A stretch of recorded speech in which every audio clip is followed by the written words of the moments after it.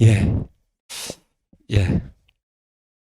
그러니까 제가 이렇게 강의 들어오기 직전에 제가 한번 궁금해가지고 이렇게, 인터넷으로 이렇게 찾아봤어요.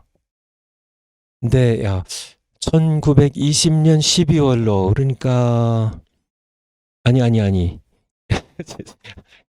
작년 12월로 민노총의 숫자가 131만이 넘더라고요. 민노총이.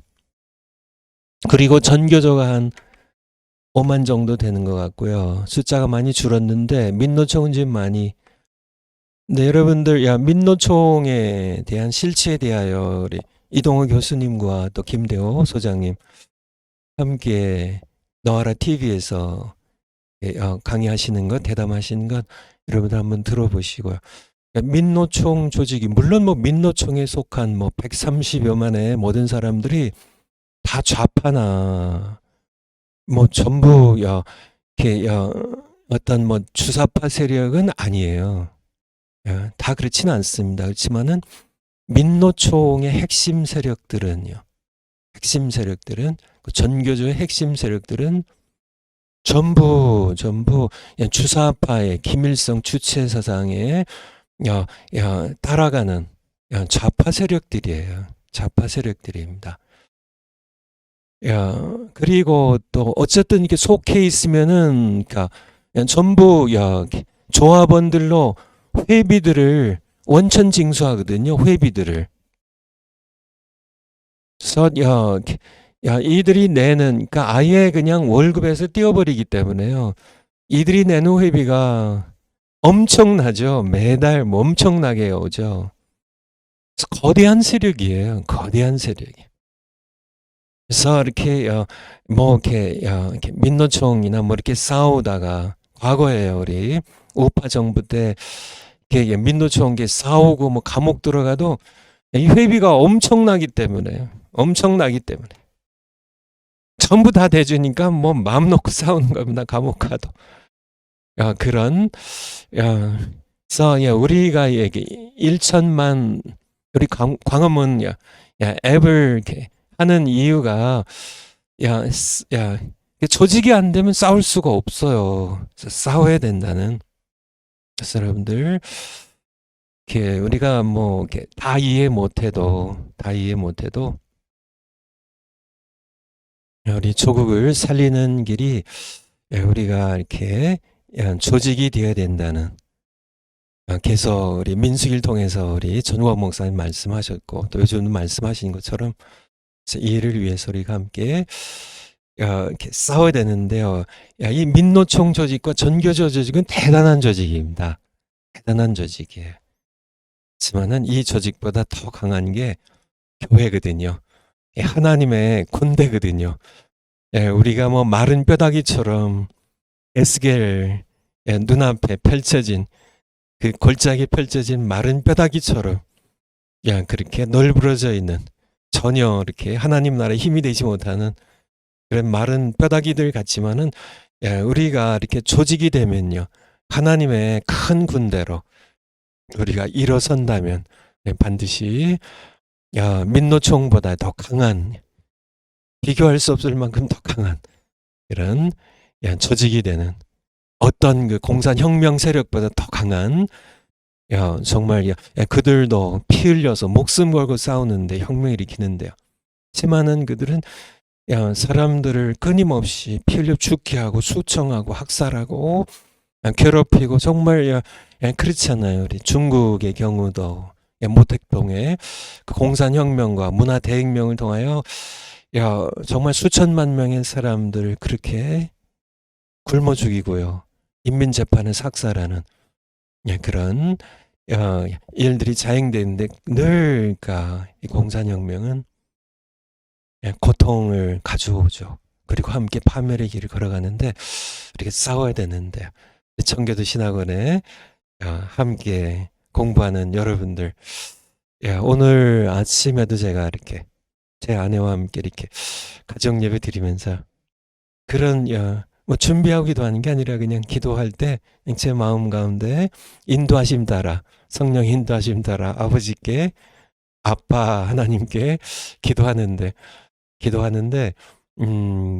제 마음 가운데 하나님께서 우리 청교도 신학원 여러분들 통하여 하나님께서 놀라운 일을 하실 거예요.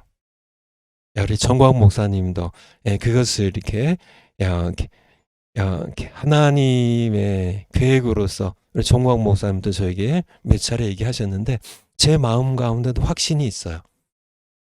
청교도 신학원 여러분들 통하여 하나님께서요, 우리 한민족의 역사 가운데 가장 놀랍고 아름다운 하나님의 놀라운 일이 여러분들 통하여, 우리 청교도 신학원을 통하여 하나님께서 이루실 겁니다.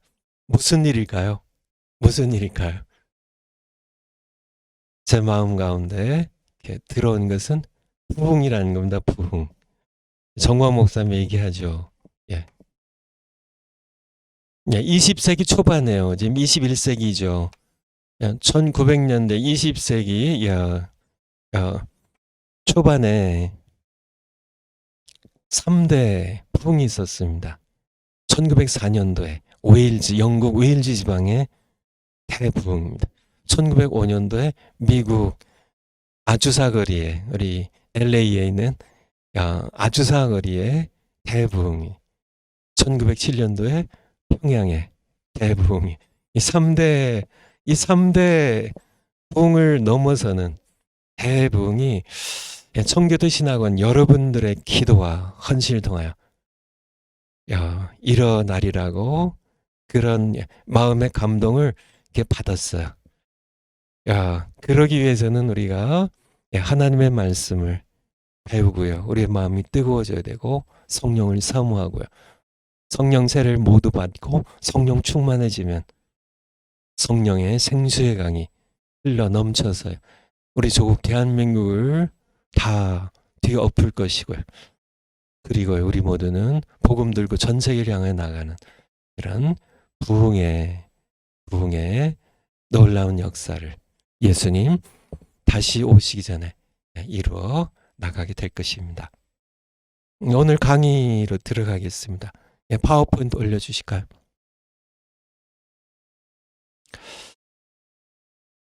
사무엘 하를 공부하고 있는데, 사무엘 하는 크게 둘로요.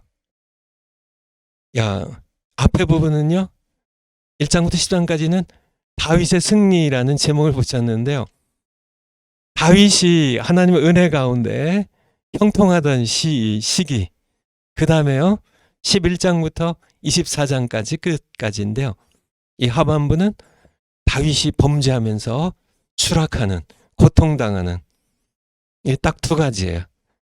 그래서 어제까지 다윗의 승리 함께 보았고요. 다윗이 어떤 예배를 드렸는지, 다윗의 예배를 우리가 미갈의 예배가 아니라 다윗의 예배를요, 다윗이 그냥 하나님의 집 지어드린다고 나단 선지자에게 그렇게 자기 마음을 비쳤는데, 하나님께서는 어떻게 해요? 그냥 패키지로 내가 내 집을 지어준다고. 고맙구나, 정말 고마워. 내가 요구한 것도 아닌데, 내가 요구한 적이 없다 하는 말씀하시죠. 내가 내 집을 지어줄게. 내가 내 이름을 위대하게 해줄게. 내가 너를 쉬게 하게, 편안하게 해줄게. 내가 내 후손에게는 내가 내 은혜를 거두드리지 않을게. 사울 왕이 한 것처럼 그렇게 하지 않을게. 내가 너의 집과 나라와 왕위를 영원히 견고하게 해줄게. 이 마지막 하나님의 약속은 메시아 예수님이 오시면서 성취가 되죠. 그래서 이제 오늘은 다윗의 범죄와 재난에 대하여, 그래서 파워포인트 다시 한번 올려주세요.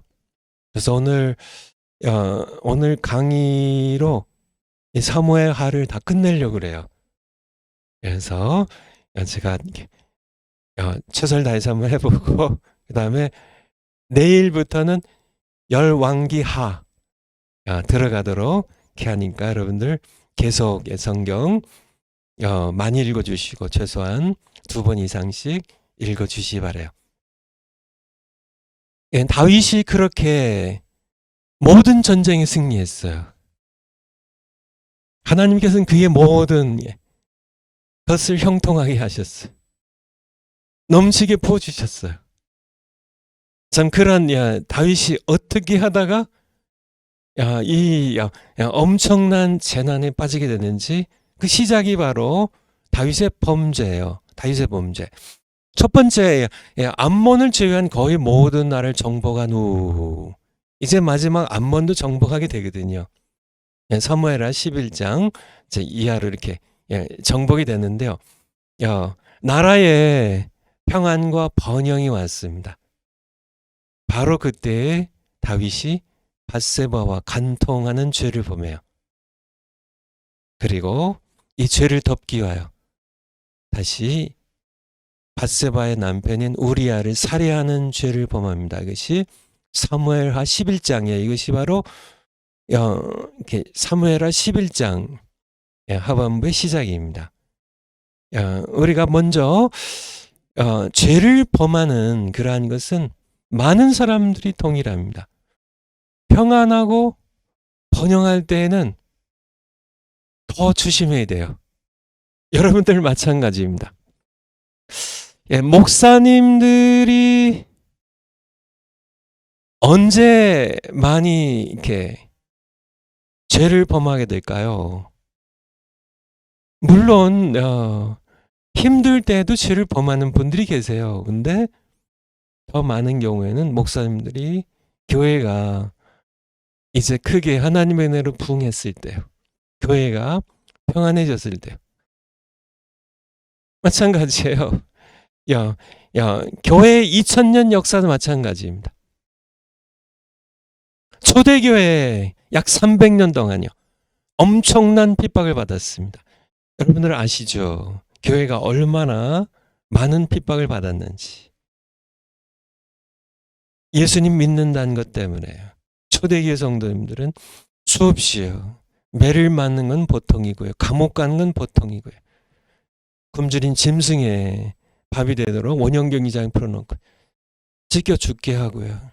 그것도 나 죽는 것뿐만 아니라 어린 애들까지 거기서 함께 죽게 하는 그런 모습을 보게 하는 참 두려움에 질린 아이들 부르짖고 우는 모습들을 지켜보게 하고 그것을 좋다고 박수를 치면서 웃어대던 그러한 핍박의 시절을 교회가 통과했을 때는요. 그러할 때는요. 교회 크리스찬들이요. 교회를 섬기는 그 하나님의 종들이 한눈 팔 시간이 있었을까요? 아니에요. 교회가 편안해질 때 그때 유혹의 손길은 다가옵니다. 편안해질 때 그때 그 위험한 다윗의 경우를 보면 돼요. 평안해지니까 다윗이 사울왕에게 정신없이 쫓길 텐요. 정말 사울왕이 수시로 이렇게 정탐을 보내고요. 수시로 군대를 보내고 직접 찾아와 가지고 다윗을 자기를 죽이려고 할 때는 그때는 한눈 팔 새가 없어요. 평안해지니까 이제 좌우를 살피게 되고요. 한눈을 팔게 되는. 세상적으로도 마찬가지입니다. 많은 사람들, 권력을 가진 사람들이요. 권력을 쟁취할 때는 그나마 하나님이 없으니까 다 죄인들이지만요. 그나마 그래도 한눈 팔 시간들이 별로 없는데 권력을 쥐게 되면 허무해지거든요.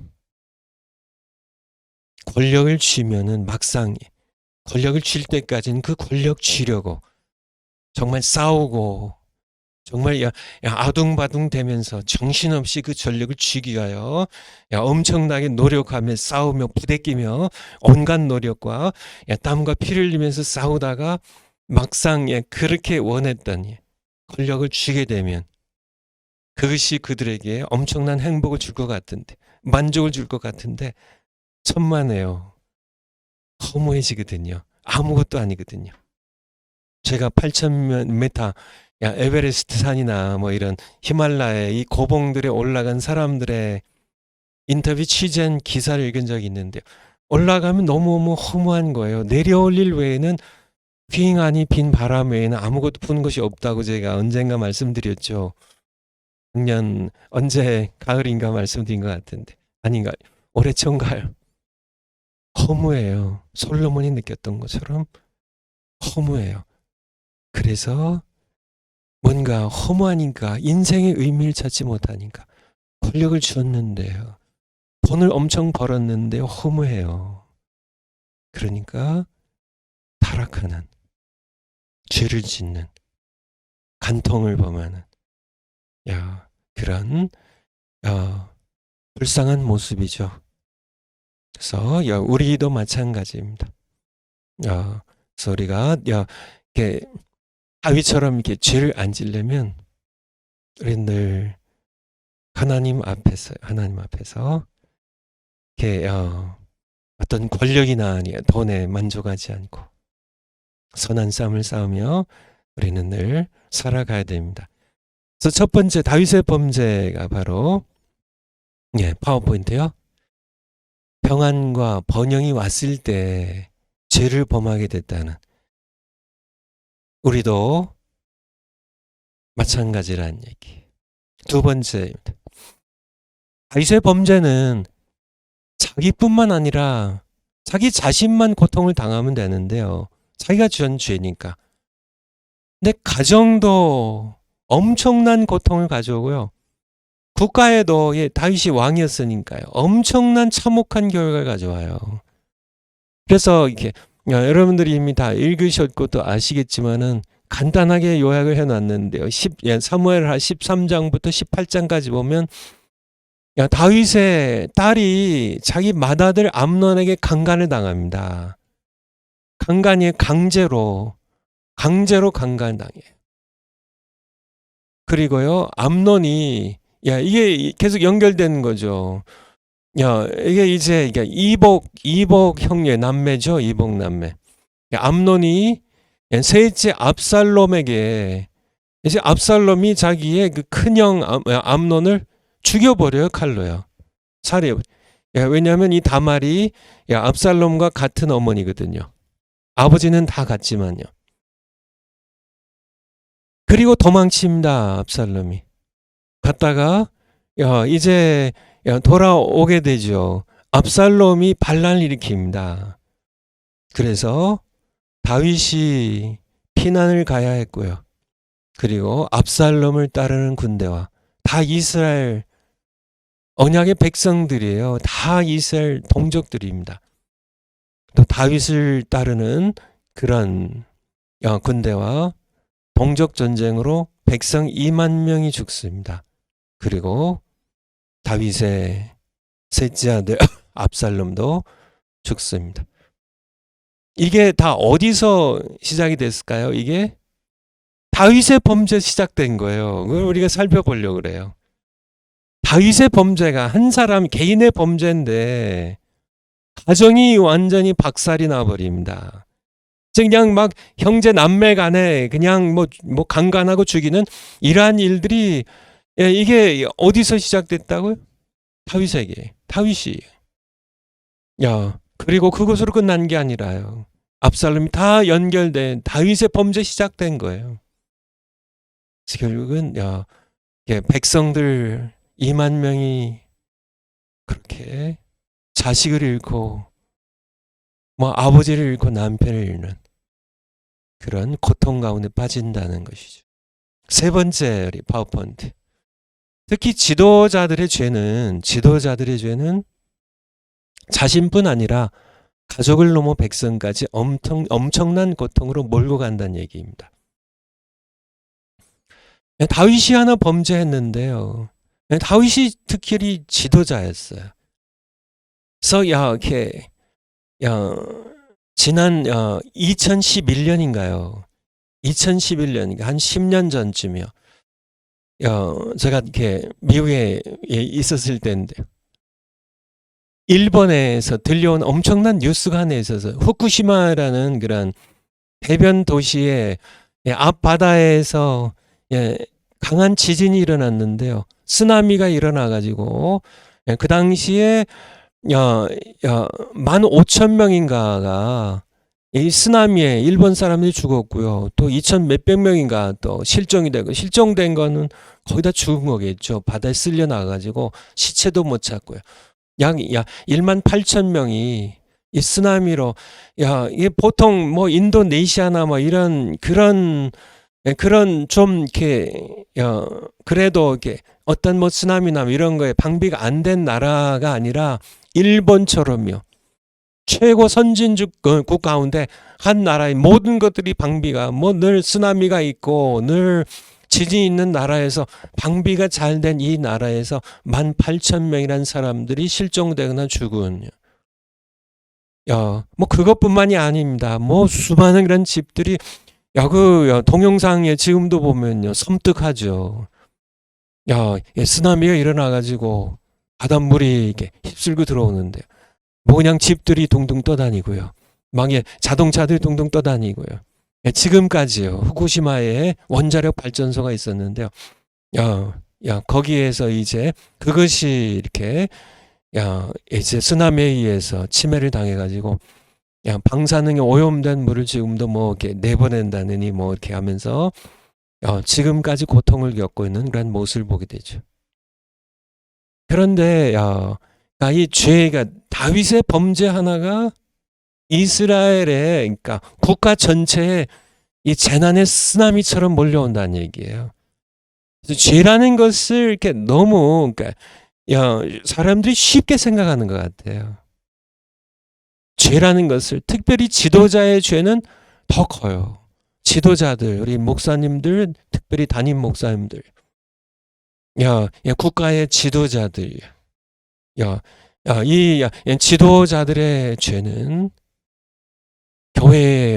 교회가 완전히 초토화되는, 정말 한 국가가 이 지도자의 범죄로 이렇게 완전히 쓰나미처럼 재난으로 초토화되어 버리는 그러한 것이, 그러니까 다윗을 통해서 우리는 분명히 봐야 돼요.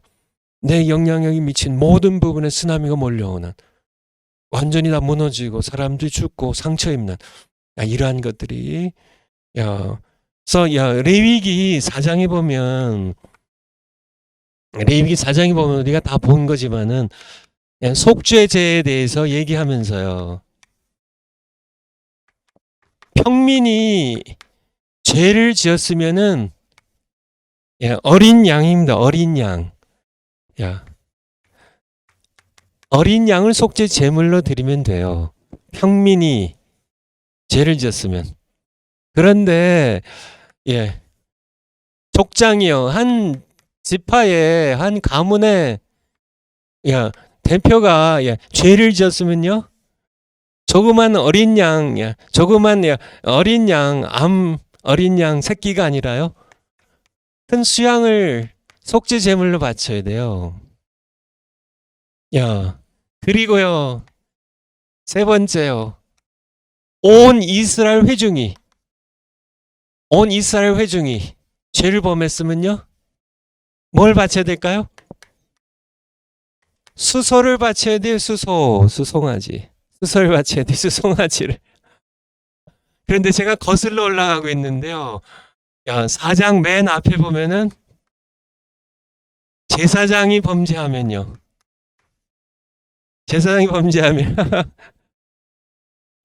이스라엘 온 회중이 범죄한 것처럼 수송아지를 바쳐야 돼요.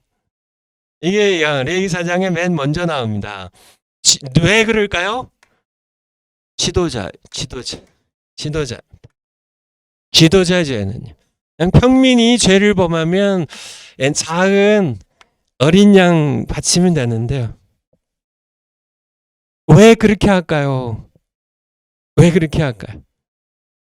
영향력 때문에 그래요. 영향력 때문에. 지도자들이 죄를 지으면 파급되는 게, 파괴되기, 백성들이 보고 함께 죄를 범하니까요. 그래서 지도자들, 특별히 죄 짓는 것에 대하여 여러분들은 일반 백성들보다 10배, 50배 이상 여러분들이 죄 짓는 것에 대하여 자신을 엄격하게 다스려야 돼요. 파워포인트 마지막으로. 그러나 오늘날 사람은 죄를 너무 괄호 안에 뭐가 들어갈까요? 쉽게, 가볍게 해도 돼요. 가볍게. 쉽게 범한다.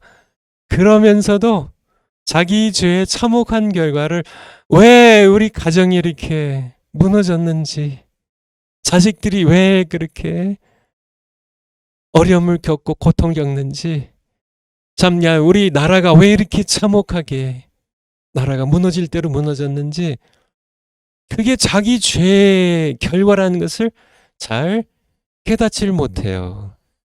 그래서 이렇게 제가 여러 번 이렇게 죄에 대하여 말씀드리면서요. 조직 신학할 때도요. 조직 신학하게 맨 처음에 조직 신학 맨 먼저 뭐예요? 복음 순서대로요. 창조주 하나님 살아계시다고. 두 번째 인간론입니다. 인간 하나님 앞에 모든 인간 죄인들이라는 죄에 대하여 이제 이 죄를 지가요 기독론입니다. 예수님께서 우리 죄를 지고 대신 죽으셨다는 그 얘기하고 나의 죄를 지고 예수님 대신 죽으신 예수님께서 대신 죽으신 것을 믿으면 구원을 받는다.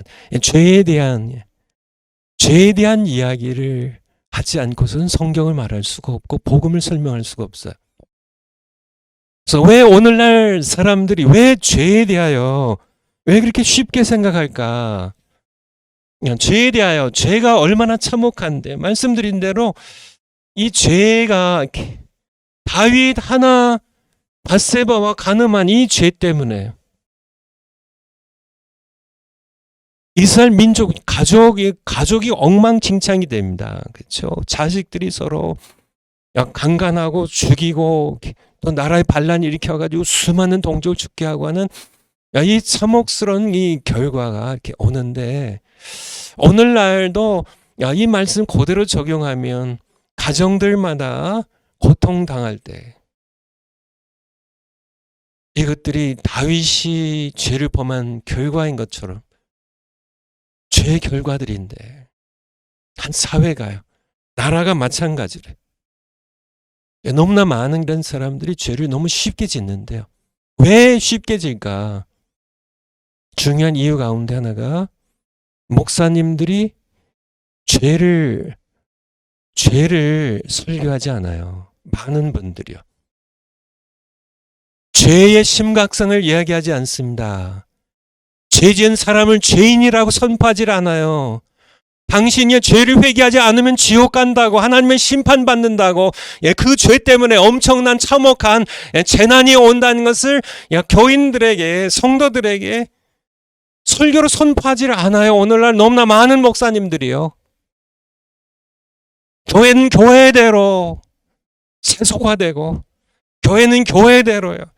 전혀 예배 기쁨도 없고요. 전부 죄의 결과입니다. 신앙생활 하는 건지 세상 사람들과 전혀 구별이 안 되는 더러운 것과 거룩의 구별이 안 돼요.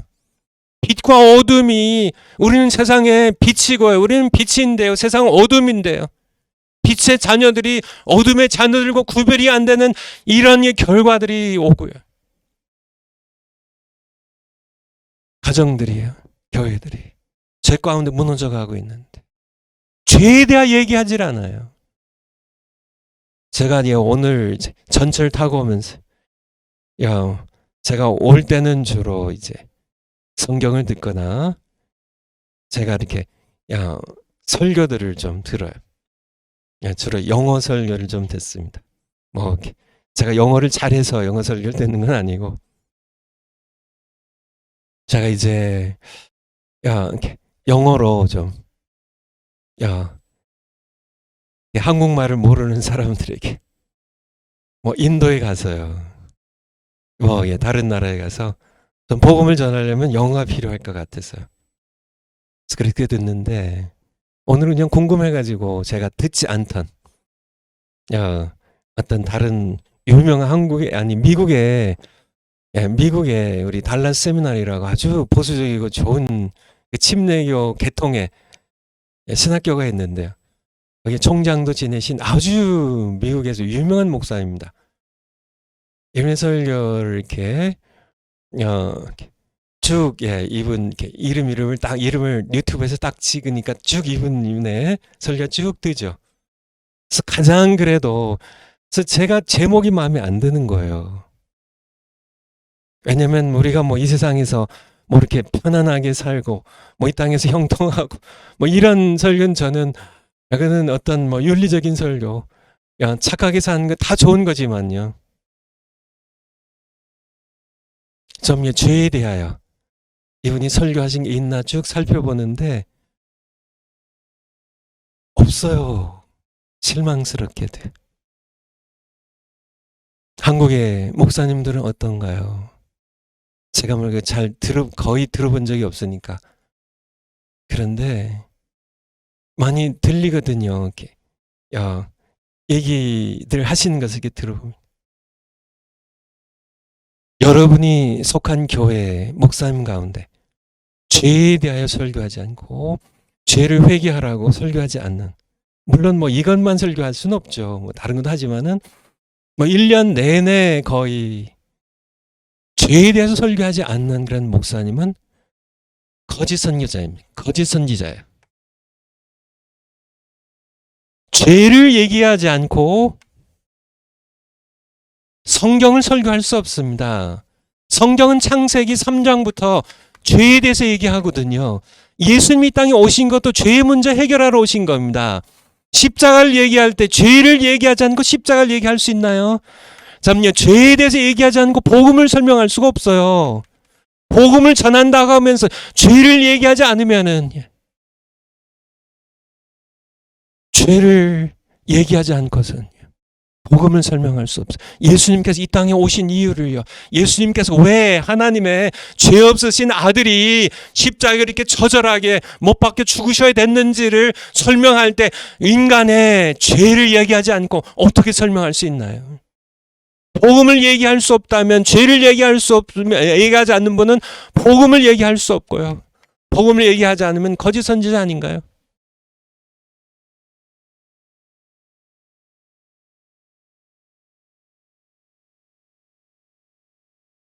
오늘날 설교자들이 미국에 보니까요. 유명한 그런 목사님들, 이름난 목사님들, 수많은 그런 사람들이 그분의 설교를 직접 듣기도 하고요. 유튜브로 듣기도 하고요. 목사님들의 많은 목사님들이, 대다수의 목사님들이 죄에 대해서 얘기하지 않아요. 제가 여름에 인간론 하면서요. 작년 여름에 저지키 나가면서 미국의 가장 주일날 출석 인구가 아니에요. 출석 숫자가 많은 교회가 레이크우드 철치라고요. 텍사스에 있는 조엘 오스틴이라는 목사님의 주일날 4만 명 이상이 모여요. 모이는 숫자입니다. 등록 숫자가 아니라.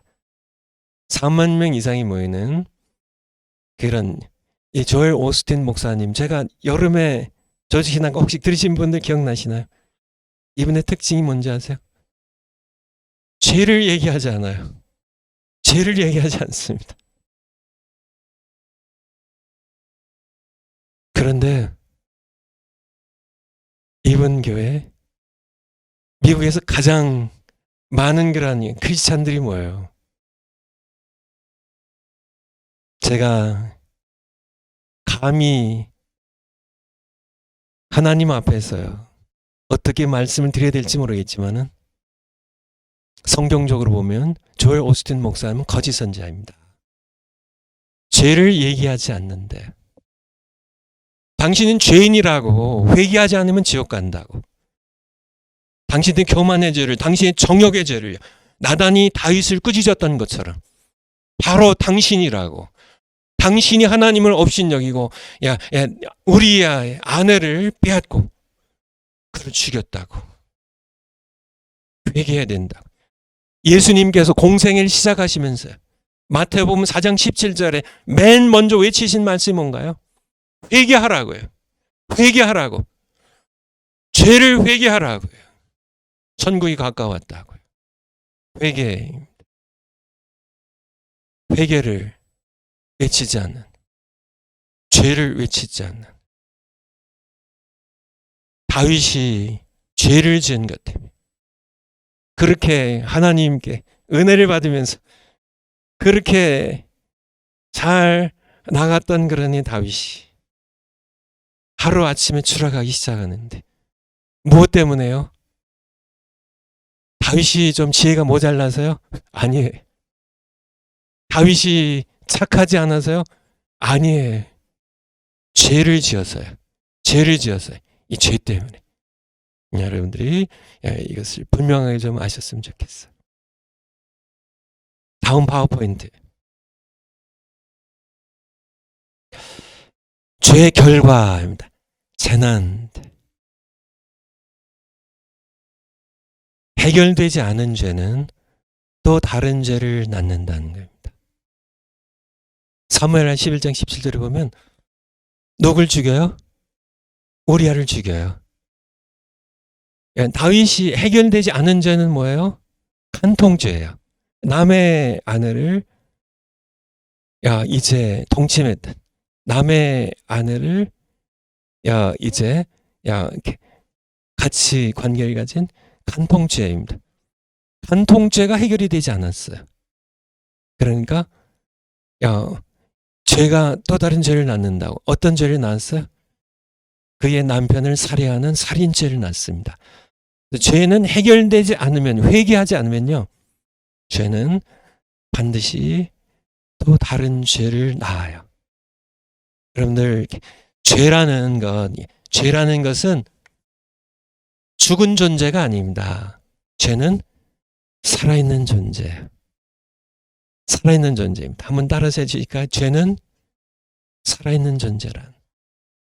여러분들, 암덩어리처럼 죄는 암으로 많이 비유하죠.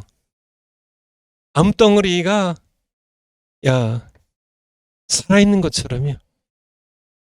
죄는 살아있어요. 로마서 7장 20절에 보면요. 로마서 7장 20절. 이제 사도 바울이요. 여기에 죄에 대해서 얘기하는데 7장 20절 한번 올려주실까요? 만일 내가 원치 아니한 그것을, 악이죠. 악을, 여기 19절에 악이에요. 원치 아니하는 바 악을 행하는도다 하고, 만일 내가 원치 아니하는 그 악을 내가 행하면 이를 행하는 자는 내가 아니요 내 속에 거하는 죄라고요. 죄가 살아있는, 꿈틀거리는 살아있는 이 짐승과 같은 존재예요. 죄가 살아있어. 암덩어리처럼요. 그래서 내 몸에 암이 생겼으면요, 그냥 놔두면 암은 전이가 됩니다. 위암으로 시작이 됐나요? 이 암이 전이가 돼서 폐로 옮겨가기도 하고요, 간으로 옮겨가기도, 뇌로 옮겨가기도 하고, 그래서 나를 죽을 때까지, 사망까지 가져가는 게, 이 암은 그냥 놔두면 날 죽여요. 여러분 아시죠? 이 암은 전이가 돼요. 점점 커지고 전이가 돼서 나를 죽이는. 죄는 암과 같았어요. 나를 죽이는, 죽음까지 끌고 가요.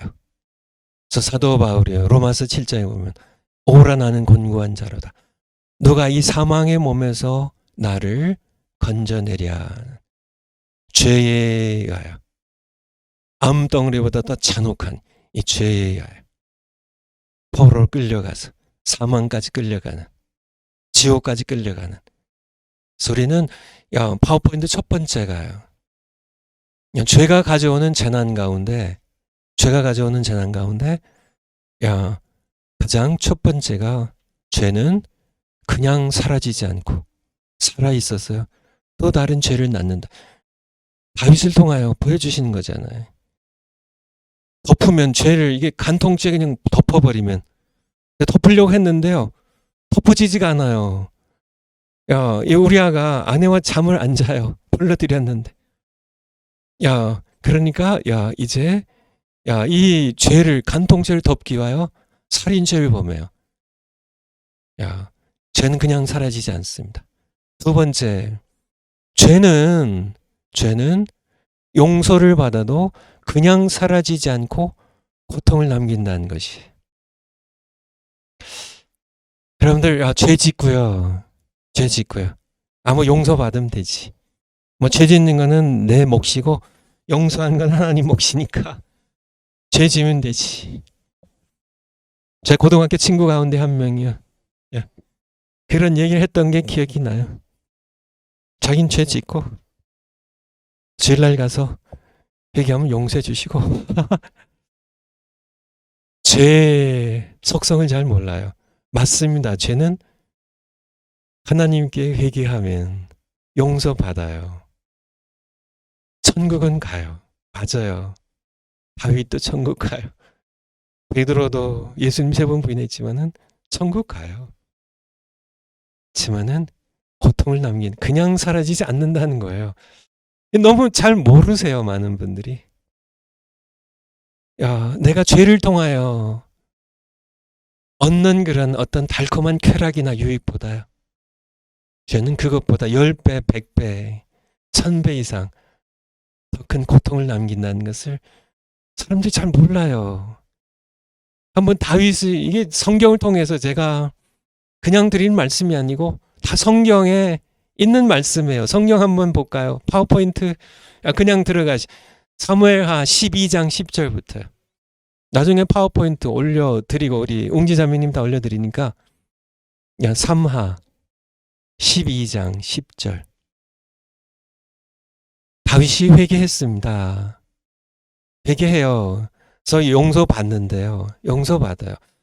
근데 그게 그냥 끝나지 않거든요. 10절에 보면 이제 네가 나를 업신여기고 햇사람 우리아의 처를 빼앗아 네 처를 삼았고 우리아를 죽였죠. 그러므로 칼이 네 집에 영영이 떠나지 아니하리라. 칼이 네 집에 영영이 떠나지 아니하리라. 이것이 그냥 하나님께서 나단 선지자를 통한 그냥 하신 말씀이 아니에요. 이것이 실제로 이루어집니다. 압살롬의 칼이 암논을 죽여요. 집안 내에서의 사륙입니다. 이런 것들이 11절에 여호와께서 또 이처럼 이르시기를 내가 네 집에 재화를 일으키고 하나님께서 허락하시는 거죠. 내가 네 처들을 가져 네 눈 앞에서 다른 사람에게 주이리니 이 다른 사람이 누군지 아세요? 자기 셋째 아들 압살롬이에요. 자기 아버지 다윗이 피난 갔을 때 10명의 후궁들을 10명의 자기 처들을 궁궐에 남기고 가거든요. 이 처들을 누가요? 자기 아버지의 처들을 아들 압살롬이 백주예요. 사람들 보는데 아히도벨의 그 계략에 따라서 자기 아버지의 처를 사람들이 보는 데서 압살롬이 강간해요. 그 사람이 네 처들로 더불어 백주에 동침하리라. 12절 너는 은밀히 행하였으나 나는 이 이스라엘 무리 앞에 백주의 이 일을 행하리니. 이게 실제로 자행이 됩니다. 근데 다른 사람도 아니고 자기의 아들이요.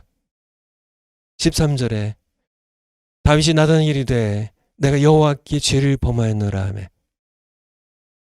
나중에 시편 51편도 쓰고요.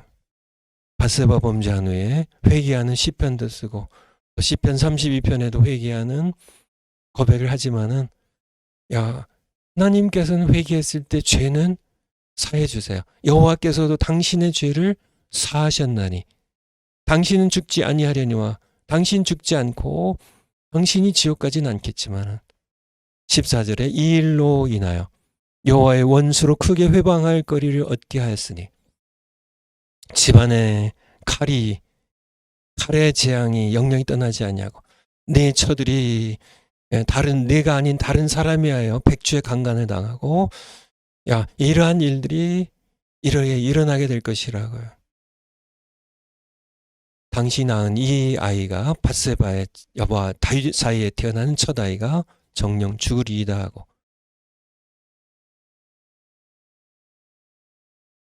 15절부터 이 아이가 결국은 다윗이 정말 식음을 전폐하고 기도했지만은 결국은 거두리지 않습니다. 여러분 이것을 통해서 여러분들 분명하게 깨달으셨죠? 나단 선지자를 통해 하나님께서 말씀하시잖아요. 네 죄를 내가 사했다고. 그렇지만은 여호와의 원수로 사탄이 회방할 때 하나님께서는 그 재앙을 거절할 근거가 없어집니다. 그 죄로 말미암아 죄는 용서받았지만 죄악이 남기는 고통은 여전히 당해야 된다는 것을 우리는 기억을 해야 됩니다. 암을 수술했는데요. 그래도 암덩어리가 사라졌어도 고통은 남는 것처럼 위를 전부 잘라냈습니다. 고통이 남는 것처럼. 세 번째, 우리 파워포인트 세 번째. 더 고통스러운 게 있는데요. 다 고통스러운 거지만요. 더 고통스러운 게 있는데 부모로서요. 더 고통스러운 게 있는데 죄는 자녀들에게 전염된다는 것이에요.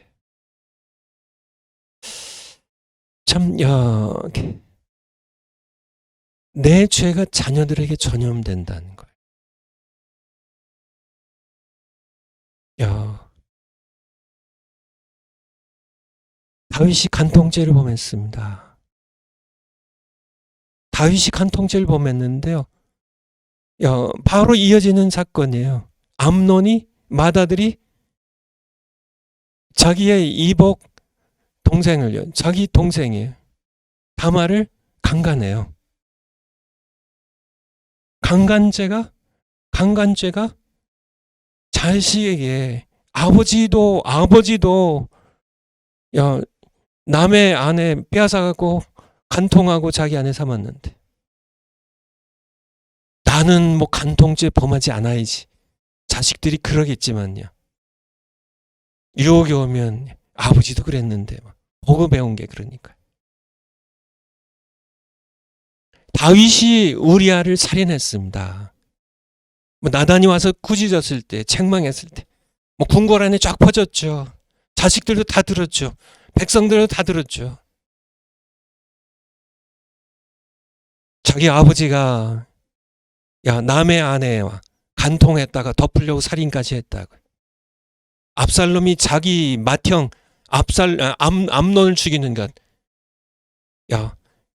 다윗의 아버지의 살인죄가 셋째 아들 압살롬의 살인죄로 전염이 돼요. 자식의 죄가 자식에게 전염이 된다. 정말 이게 끔찍한 겁니다. 끔찍한 거예요. 세상의 통계도 그렇습니다. 아버지가 술 중독자예요. 술 중독입니다. 술 없이 살 수 없는, 늘 이렇게 주정 부리고 술 취해서 살아가는, 행패 부리고 술 주정. 이것을 보고 자란 자녀들은요. 그렇죠. 늘 그냥 아버지가 술 먹고 술에 취해가지고 술 냄새 역겹잖아요. 술 마시지 않는 사람. 술 냄새 푹 풍기면서 잠자는 아이들 깨워가지고 괴롭히고 심지어는 매질도 하고 행패를 부리고 엄마를 두들겨 패고 이런 걸 보면서 자식들이 나는 커서 죽어도 나는 술을 입에 대지 않겠다고. 그렇게 아마 결심을 하면서 자식들이 자랐겠죠. 하지만 통계에 의하면은 술 중독자의 부모를 둔 자식이 술 중독자가 될 가능성이 400% 높아요. 400%. 술 중독자가 되는 그런 이것이 전염된 술 중독된 술 취하는 이 못된 이 죄악스러운 이 버릇이 자녀들에게 대물림이 돼요. 대물림이. 폭력 밑에 폭력 매질, 그러니까 폭력적인 부모 밑에 자란 자녀들이 폭력적인 사람이 될 가능성은 있었습니다. 많은 그런 상담학자들이 쓴 그런 논문이나 통계 발표들에 보면요. 사회에 적응하지 못한 사람들, 성격 장애인들, 적응을 못해요. 툭하면 사람들하고 싸우고 화를 내고 또 후회하고요. 싸우고 다투고 사회에 적응을 못해요. 집안에서도 적응을 못해요. 사회에 나가서 적응을 못해요. 사회에 적응하지 못한 사람들. 그래서 결국은 감옥에 가는 그런 사람들 많은 그런 거의 대부분입니다. 거의 대부분이에요. 감옥에 가거나 사회에 적응하지 못한 사람들 거의 대부분이 폭력적인 부모 밑에서 자라서 폭력의 대물림, 죄의 대물림입니다. 다윗의 죄가 대물림한 정말 부모로서 이건 아니죠. 나만 고통을 당하는데 그것도 정말 괴로운 건데 자식까지 내 죄를 대물림해서 고통을 당한다는 것. 한번 성경적으로 한번 보죠. 우리 사무엘하 13장 21절입니다. 13장 21절. 13장 21절. 예. 이제 13장 무슨 얘기냐면 이제 다말이 암논에게 강간을 당했습니다. 강간을 당했어요. 그리고는 머리를 풀헤치고요. 옷을 찢고 그의 오라비 압살롬의 집에 가서 지냈어요. 이 모든 이야기를 다윗이 이 모든 이야기를 자기 맏아들이 나를 강간했고 지금 압살롬의 집에서 있다는 이 모든 일을 듣고 심히 노하니라. 그리고 끝이에요. 다윗이 암논을 불러다가 정말 그를 심하게 책망하고 과거에 그렇게 했었죠. 정말 그에게 심한 징계를 내리고 네가 어떻게 내 누이 다말을 이렇게 강간할 수 있냐. 네가 내 이름을 이렇게 더럽힐 수가 있냐. 너는 내 아들이 아니다. 이렇게 해가지고 엄청 야단을 치고 책망을 하고 심하게 그를 정말 아버지 앞에 무릎 꿇고 빌고 사죄하고 정말 다말에게 가서 무릎 꿇고 사죄하고 이렇게 된 게 정상이 아닌가요? 그런데 다윗이 듣고 심히 노했다고 하는데 여기서 그쳐요. 왜 그렇게 했을까? 왜 그렇게 했을까? 그렇게 만약에 암논을 그렇게 심하게 노한 것처럼 이 다윗이 암논을 책망했다면 22절에 이것이 진행이 안 됐을 겁니다. 그러니까 압살롬이 22절 압살롬이 그 누이 다말을 암논이 욕되게 하였으므로 저를 미워하여 시비간에 말하지 아니하니라. 차라리 말하는 게 중요하지요. 이 말하지 않는 게 더 무서운 겁니다. 그래서 압살롬이 암논이 경계를 늦출 때쯤 되어서 잔치를 베풀고요. 이 암논을 자기 집에 초청했다가 칼로 살해해버려요. 그러니까 그렇지만 이 다윗이 왜 노하기만 했을까? 왜 암논을 벌하지 않았을까? 다윗의 마음 가운데 무엇이 있었을까요? 자기의 간음죄가 생각이 났을 겁니다. 사탄은 틈을 놓치지 않고 얘기했겠죠. 암논이 누이를 강간했는데 그럼 다윗 너는 네가 한 거 아니야? 너도 그랬는데 네 아들이 내가 강간하고 살인죄를 범했는데 네가 네 아들 암논을 책망할 자격이 있어? 다윗이 스스로 자책을 했든지 사탄이 그런 죄책감 들게 해가지고 야, 암논을 책망 못하겠든지 어쨌든 또 다시요. 그 다음에 이제 압살롬이 이제 암논을 죽이죠. 도망쳤죠. 그래서 이제 도망쳤다가 다윗이 다시 불러오죠. 그리고 압살롬이 이를 악물고 백성들의 마음을 아버지에게서 자기에게로 뺐습니다. 마음을 빼앗아. 그리고는 반란을 일으키죠. 결국은 앞서서 말씀드린 것처럼 이스라엘 둘로 나뉘어져서 전쟁을 일으켰어요. 결국은 다윗의 군대가 이기게 되는데 이긴 다음에 압살롬이 죽은 소식을 듣습니다. 그때 사무엘하 18장입니다.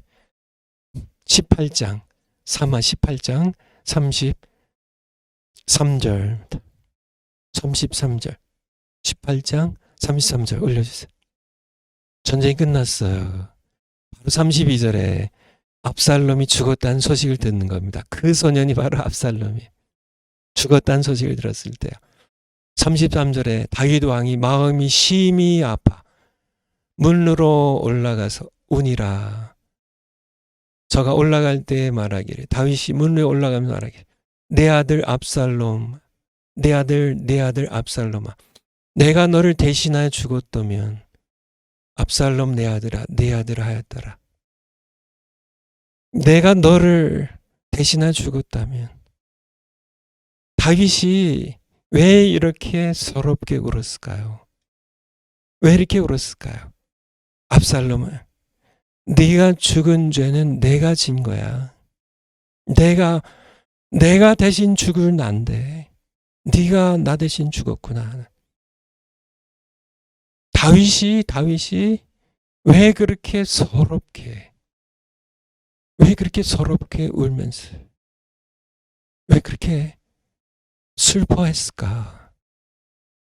바로 압살롬을 죽인 죄는 자기에서 시작됐다는 것을 다윗이 알았기 때문에, 내가 너를 대신하여 죽었다면 사실은 내가 죽을 죄를 네가 대신 죽었구나. 내 아들 압살롬아, 내 아들 압살롬아. 그렇게 슬피 울었던 것이 바로 죄가 대물림 된다는, 나단 선지자를 통하여 그가 들었던 겁니다. 당시 죄를 지어서 하나님이 당시의 죄를 용서하시면은 죄의 고통은 계속 남을 것이라고. 그렇게 말씀한 그런 결과입니다. 우리 파워포인트 다음에. 그래서 재난의 결과 첫 번째 것, 해결되지 않은 죄는 다른 죄를 낳는다고요. 두 번째, 용서를 받아도 그냥 사라지지 않고 고통을 납니다.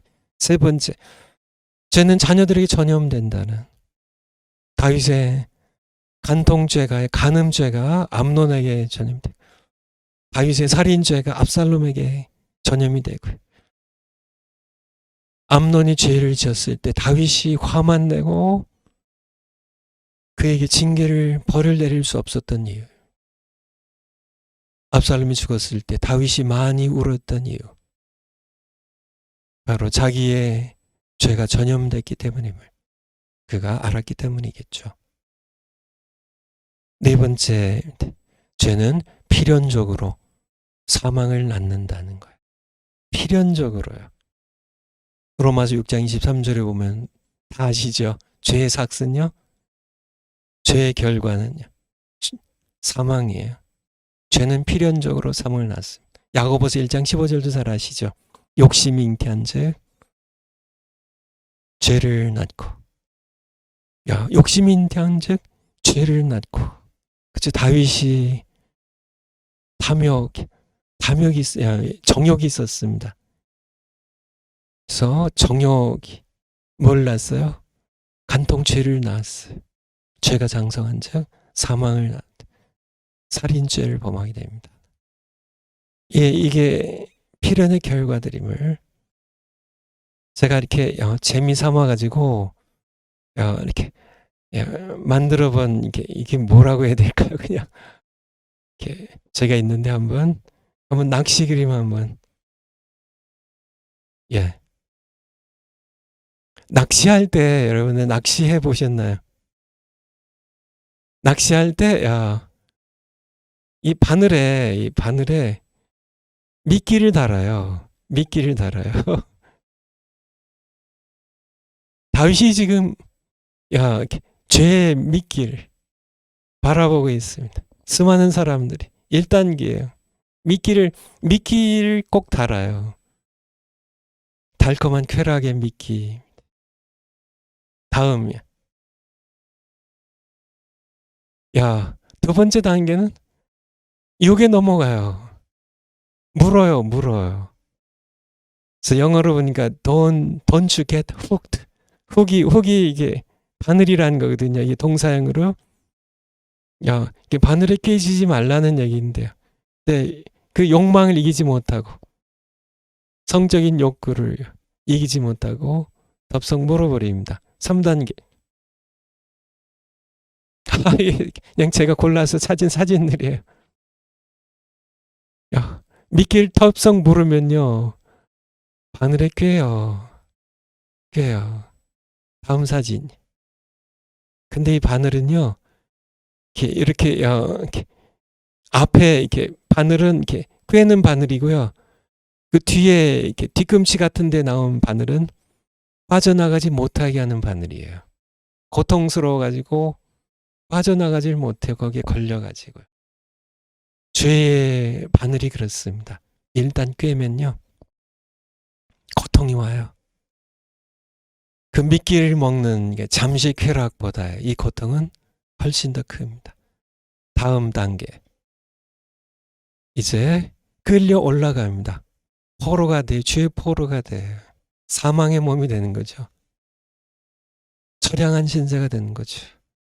얼마나 많은 사람들이 사탄의 유혹에 빠져가지고 죄의 낚시에 걸려서 고통의 길을 걸어가는지. 다음 단계. 마지막 단계인데요. 죽어버려요. 죄의 삭은 사망이에요. 여러분들 죄에 대하여 제가 그냥 만들면서도 재미있었는데요.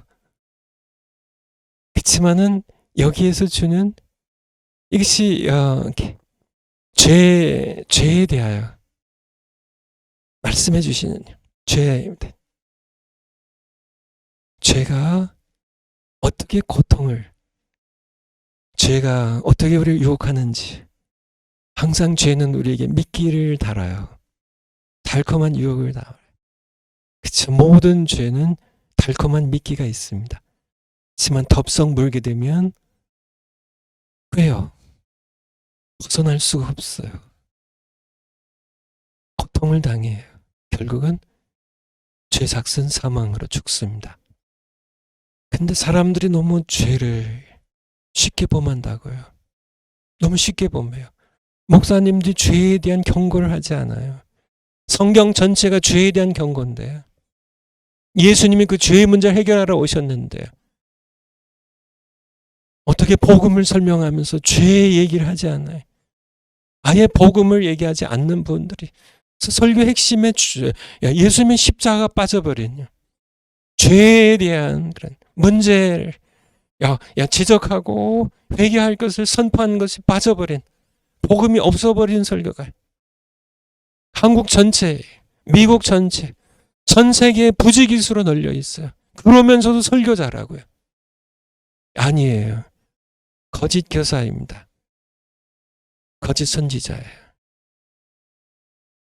죄에 대하여 너무나 많은 성도들이 죄의 유혹을 견디지 못하고 덥석 물면서 고통 가운데 들어가고 있는데 그래서 죽어가고 있고요. 그래서 지옥 가고 있는데 방관한다면 하나님의 종 만나요. 하나님의 말씀 전하는 설교자 만나요. 아닙니다. 세상에서 이렇게 좋은 친구 사귀는 법, 마음의 평안을 얻는 법, 다 좋은 거지만 그건 세상 사람들도요. 절에 가도 그런 얘기 합니다. 다른 종교 가도 다 해요. 그런 얘기. 야, 다 얘기합니다. 세상에 모든 종교에 없는 것이 있는데요. 예수님의 십자가가 없어요. 복음이 없어요. 죄를 알아도 죄에 대한 해결 방법이 없어요. 또 세상의 종교들은 죄에 대한 해결 방법이 없는데 죄 지적해서 뭐 하겠어요? 그런 얘기들, 세상에서 성공하는 방법, 마음의 평안을 얻는 방법, 여러 가지 다 이렇게, 다 이렇게 하겠지만, 착하게 사는 방법. 맞아요. 착하게 사는 것. 그게 좋은 거예요. 나쁘다는 얘기 아닙니다. 착하게 살아서 죄의 사슬을 끊고 구원받을 수 있나요? 아니요. 착하게 살아서 구원받을 수 있으면 예수님께서 우리 죄를 지고 십자가에 필려 죽으시지 않으셨죠. 제가 이렇게 강조를 하는데 여러분들 아셨으면 좋겠어요. 파워포인트 다시요. 파워포인트. 예. 우리 고전 거 마무리하고. 예, 그것. 예, 맞아요. 그거. 십자가를 보며 이 마지막입니다. 죄는 필연적으로 사망을 낳는다는 것.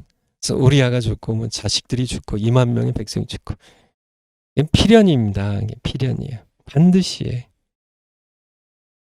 십자가를 보면 죄의 심각성을 깨닫지 않는 거예요. 말씀드리는데요. 왜 하나님의 아들이, 죄 없으신 하나님의 아들이 십자가에서 왜 그렇게 처절한 죽음을 죽으셔야 했는지. 여러분들 십자가를 보면서요.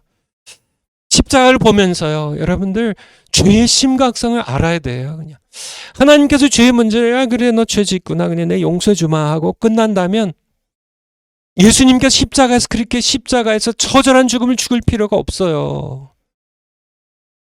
죄가 그냥 하나님께서 너 이렇게 간음죄 졌구나, 너 그냥 내가 용서하마, 그냥 그렇게 용서가 되는 거라면 십자가 필요 없는 거죠.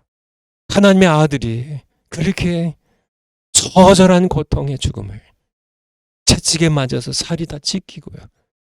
제가 또 패션 오브 더 크라이스트 이렇게 짧은 이렇게 토막 동영상 얼마 전에도 보여드렸죠. 왜 그렇게 처절하게 찢기고 흰뼈가 드러나더라고요. 갈브리 언덕에 채찍 맞으면 올라가셔서 못에 박히셔서 온몸에 피를 다 흘리시고 하나님의 버림을 받고 죽으셔야 했는지. 엘리 엘리 라마 사박다, 나의 하나님 어찌하여 나를 버리셨나이까. 아버지의 버림받고 우리의 죄를 지고 십자가의 고통을 지고 죽으셔야 했다니. 예수님의 십자가의 고통을 여러분들이 보시면요, 그렇군요. 죄가 이렇게밖에 해결될 수 없는 다른 방법이 없어요. 죄가 이렇게 심각한 거거든요. 이렇게 고통스러운 거군요. 우리가 구약 개론에서도요, 레위기서 1장부터요, 번제 소제 이렇게 나갈 때 누가 이 양을 염소를 누가 잡아야 됐어요? 죄인이요. 제사장은 잡아 놓으면, 피 흘려 놓으면 갖다 이제 바치고 제물 갖다 바치는 제사장이 하지만은 이 제물에 양의 가죽을 껍질을 다 벗기는 걸 누가 해야 됐어요? 죄인이요. 내가 죽을 죄를 이 정결한 짐승이 대신 지고 이렇게 처절하게 죽는 것을 죄인이 뼈저리게 느끼게 하기 위해서, 그때 기억나시죠? 죄 심각성이에요. 하나님의 어린 양이, 예수님께서 그렇게 처절하게 고통 가운데 죽으셨음을, 죄에 대하여 생각할 때, 그래도 우리가 불완전해서 때로 죄를 범하지만요, 회개하시고, 이제 죄 해결의 방법이 회개와 기도인데요.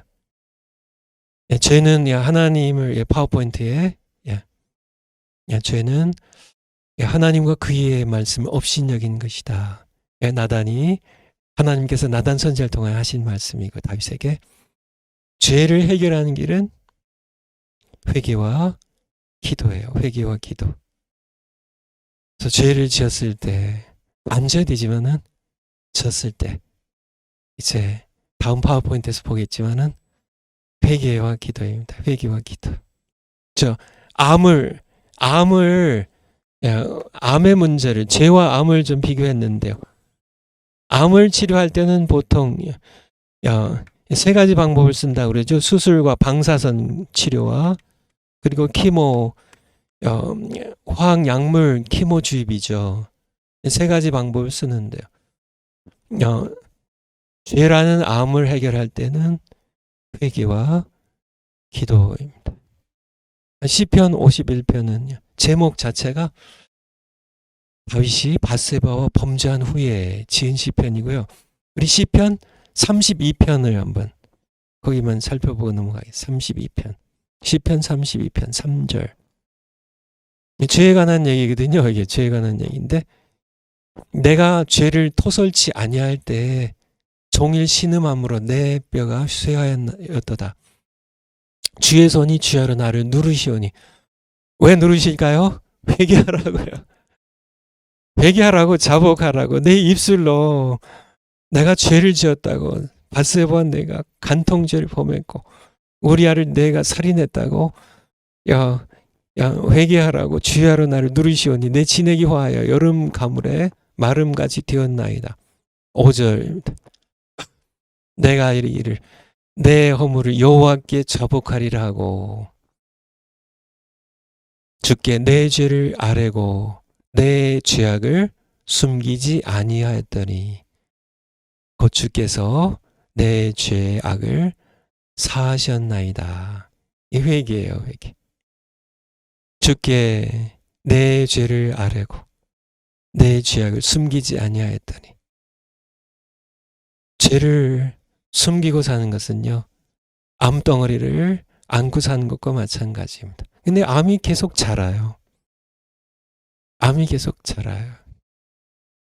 또 전이가 되고 전염이 돼요. 자식들에게. 정말 고통스러운 거죠. 하나님께서 누르는 이유를 아시겠죠? 꾹꾹 눌러가지고 너 회개하라고.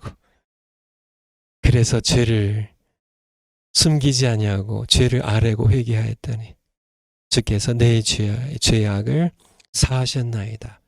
이렇게 죄를 해결하는 방법에 대한 말씀드립니다. 마지막 파워포인트예요. 다음 장.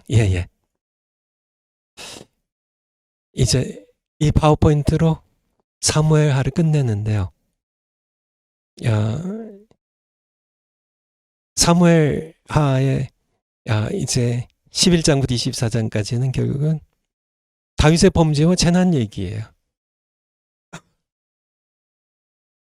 피할 수 있는 기회가 3번 있었다는 겁니다.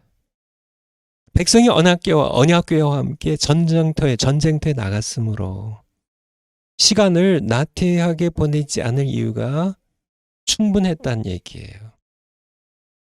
피할 수 있었어요. 죄를 피하고 죄가 가져오는 그 쓰나미 같이 폭풍처럼 몰려왔던 그 재난을 피할 수 있었는데 그 이유가 바로 백성들이 군대가 지금 다윗은 이제 앞서 전쟁은 다 쫓아나갔는데요. 앞서 진두지휘를 했는데 백성들이 다윗을 이제 전쟁터에 안 내보낸 치마는 군대가 언약궤와 함께 전쟁터에 나갔어요. 그러면은 백성들이 지금 전쟁 중에 있는데 정말 목숨 걸고 피 흘리면서 전쟁터에 싸우고 있는데 더욱이 하나님의 언약궤가 지금 전쟁터에 나가 있는데 그렇게 나태하게 시간을 보내지 않을 이유가 충분하고도 남았습니다. 사무엘하 11장 1절 2절. 3하. 제가 말씀드린 그 내용 그대로요. 3하 11장 3하 11장 1절. 예. 해가 돌아와서 왕들이 출전할 때가 되매 전쟁의 시기죠. 다윗이 요압과 그 신복들과 온 이스라엘 군대를 이제 요압과 전쟁하면서 내보냅니다. 저희가 요압 자손을 멸하고 랍바를 이제 암몬이죠. 암몬 자손을 멸하고 암몬의 나라의 수도인 랍바를 에워싸고, 그런데 다윗은 예루살렘에 그대로 있으니라. 2절에 저녁 때에 다윗이 그 침상에서 일어나. 이렇게 나태해야 하냐고요. 아니 아무래도 그렇지, 아무리 늦게 일어나도 그렇지, 아니 저녁에 밤에 뭐하고 늦게 자서 저녁 때에 그렇게 뒹굴거리다가 침상에서 저녁 때에 비로소 일어나서요. 왕궁 지붕 위에 거닐다가 그곳에서 보니 한 여인이 목욕을 하는데 심히 아름다워 보이는지라. 그래서 결국은 이제 이 여인을 알아보고 데려와서 이렇게 이제 간통을 하게 되는데요. 11절로 가볼까요? 11절 조금 내려가서 11절. 그래서 이제 밧세바한테 연락이 와요. 자기 임신했다고요. 그러니까 자기 간통죄가 이제 이렇게 이제 자연히 이렇게 남편이 전쟁터에 나가 있는데요. 아내가 임신했으면은 이게 이제 이렇게 드러날 수밖에 없으니까 이제 전쟁터에서 이 우리아를 소환을 합니다. 소환을 해요. 그래서 이제 죄를 덮으려고요. 뭐 다 아는 내용이에요. 우리아를 집에 보내요. 집에 보내가지고 아내랑 잠을 자게 하려고. 그래서 잠을 자서 이제 이게 잠을 자가지고 이제 나를 닮았지만 우리아 네가 네 자식이야 이렇게 하려고요.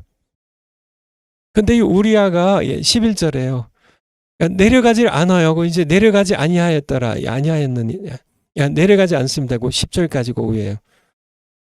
우리아가 그 집으로 10절에요.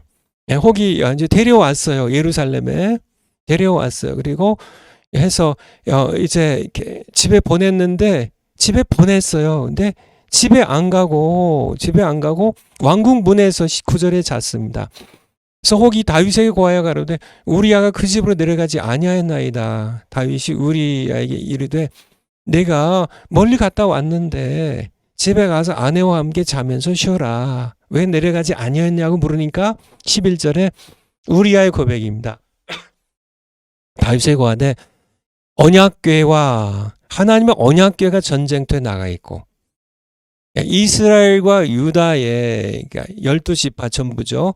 영체 가운데 유하고 그렇죠. 이 언약궤가 전쟁터에 지금 머물고 있고 내 주 요압과 내 왕의 신복들이 바깥들에 전쟁터에 진을 치고 있거늘 내가 어찌 내 집으로 가서 먹고 마시고 내 초와 같이 잠을 자리이까.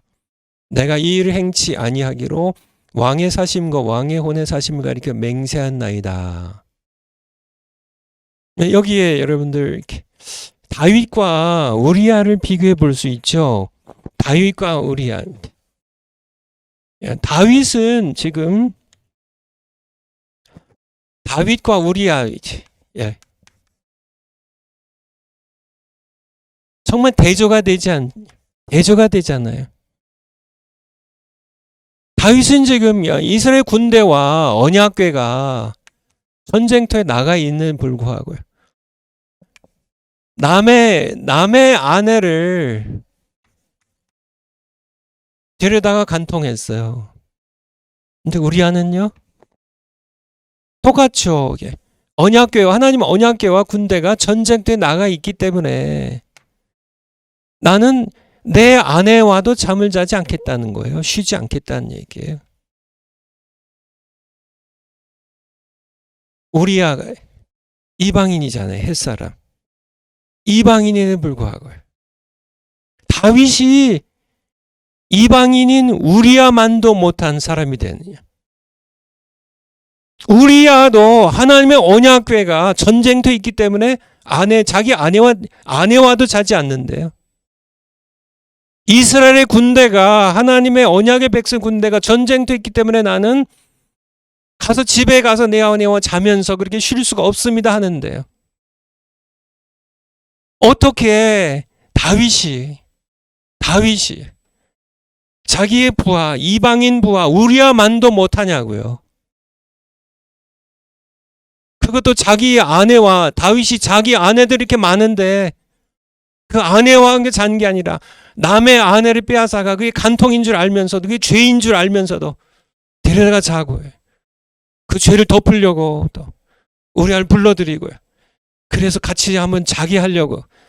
다음 날은 또 술을 먹여가지고 보냅니다. 술 기운에 아내하고 자기 하려고. 그래도 안 되니까요.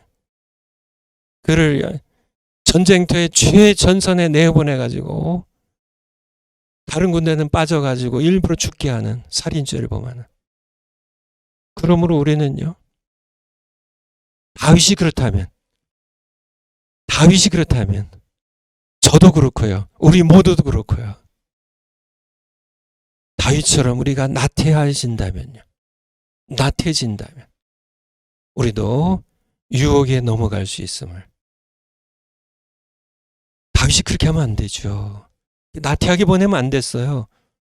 다윗이 이스라엘 군대가 전쟁터에서 피 흘려서 바로 자기 나라를 지키기 위하여 싸우고 있는데, 더군다나 하나님의 언약궤가 지금 전쟁터에 나가 있는데 그가 그렇게 나태하게 저녁에나 침상에 뒹굴거리다가 저녁 때나 그렇게 일어나가지고, 그리고 남의 아내를 빼앗아 그렇게 간통하는, 하나님의 언약궤가 전쟁터에 있는데 하나님 업신여긴 게 맞죠. 하나님의 말씀을 업신여긴 거 맞죠. 다윗이 그렇게 훌륭한 왕인 다윗이 나태해지니까, 영적으로 해이해지니까요. 그렇게 죄를 범할 수 있다면 여러분이나 저나 다 나태해진다면 그럴 수밖에 없다는 사실을 우리도 반드시 기억을 해야 될 겁니다. 파워포인트 다음 거.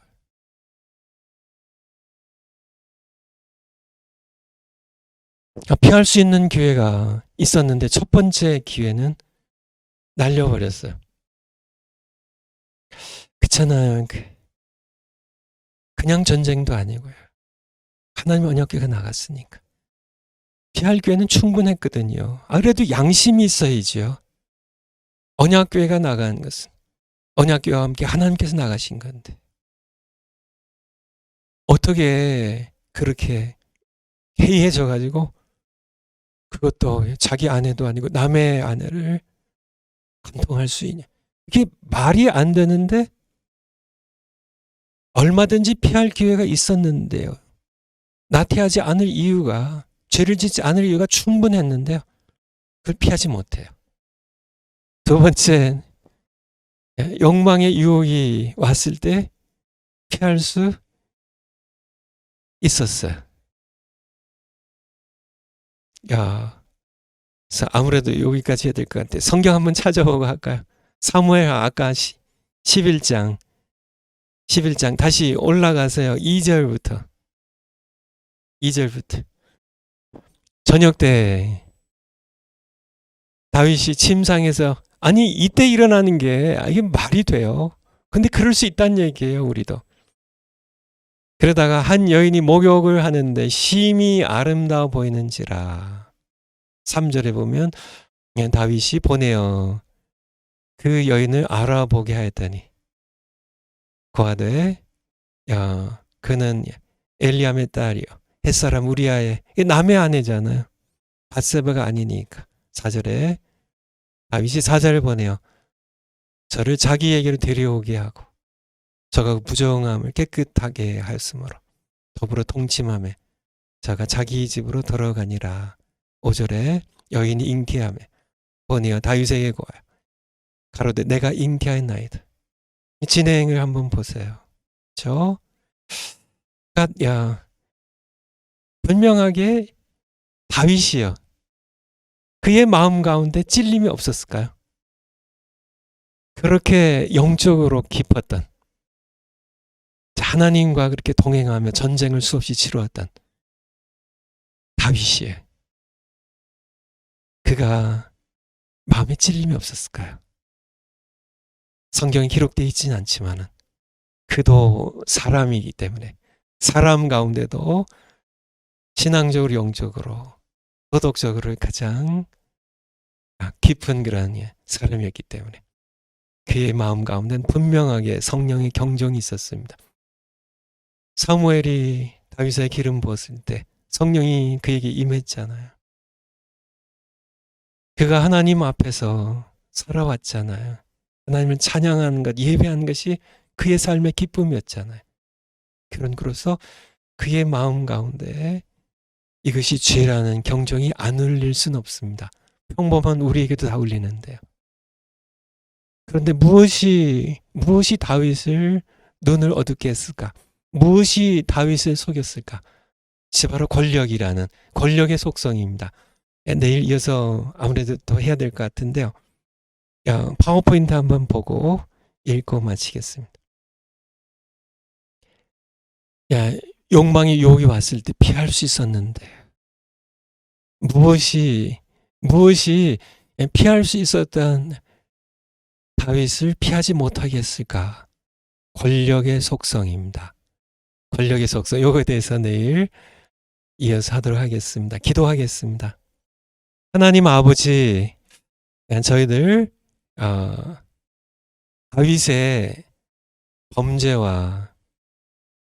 다윗의 범죄가 가져왔던 그 재난의 엄청난 쓰나미에 대하여 함께 하나님의 말씀으로 들었습니다. 오늘날 죄에 대한 하나님의 말씀의 선포가 심히 줄어든 상태입니다. 오늘날의 죄악이 번성하는 것을 볼 때 우리는 오늘날의 현상을 우리는 직시할 수 있음을 오늘 말씀을 통해 다시금 깨닫게 해주셔서 감사드립니다. 저희들 죄가 얼마나 심각한 것인지 하나님의 아들이 죄 없으신 하나님의 아들이 십자가에 못 박혀 죽으실 만큼 죄가 심각한 것임을 우리가 늘 잊지 않도록 저희들 잡아주세요. 예수님의 이름으로 기도하옵나이다. 아멘. 여러분들 내일 뵙겠습니다. 감사합니다.